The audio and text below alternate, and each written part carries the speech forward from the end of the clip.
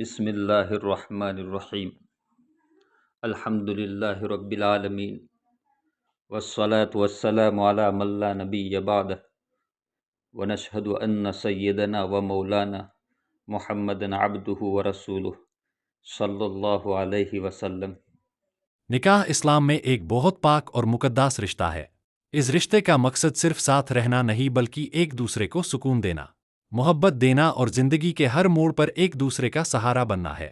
اسلام نے میاں بیوی کے رشتے کو بہت اہمیت دی ہے اور دونوں کے حقوق وجہ طور پر بیان کیے ہیں۔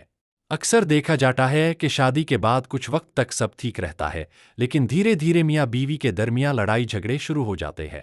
کبھی چھوٹی چھوٹی باتوں پر ناراضگی ہوتی ہے اور کبھی بات اتنی بڑھ جاتی ہے کہ گھر کا سکون ختم ہو جاتا ہے۔ سوال یہ ہے کہ آخر میاں بیوی کے درمیان لڑائی کیوں ہوتی ہے؟ اس کی سب سے بڑی وجہ یہ ہوتی ہے کہ دونوں ایک دوسرے کے حقوق کو بھول جاتے ہیں۔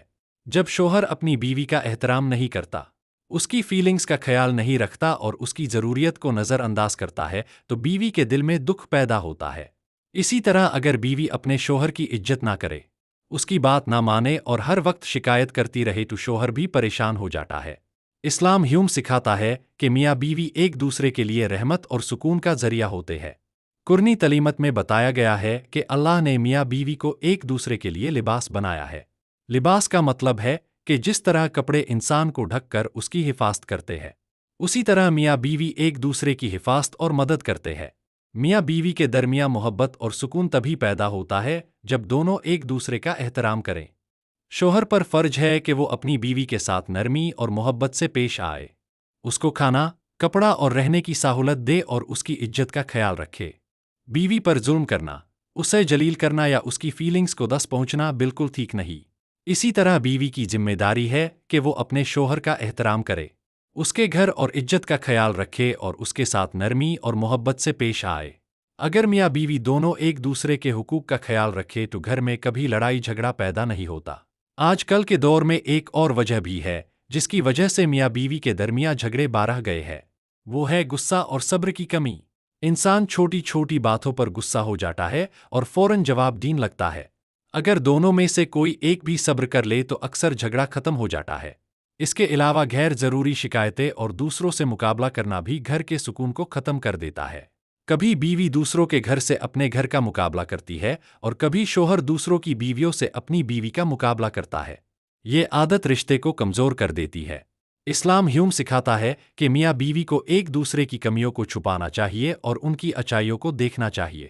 کوئی بھی انسان پرفیکٹ نہیں ہوتا، ہر انسان میں کچھ کمیاں ہوتی ہے اور کچھ خوبیاں ہوتی ہے۔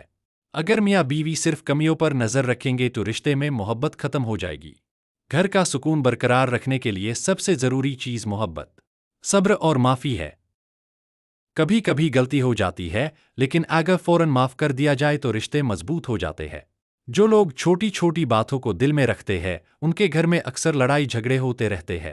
ایک اور اہم بات یہ ہے کہ میاں بیوی کو ایک دوسرے کی عزت سب کے سامنے کرنی چاہیے۔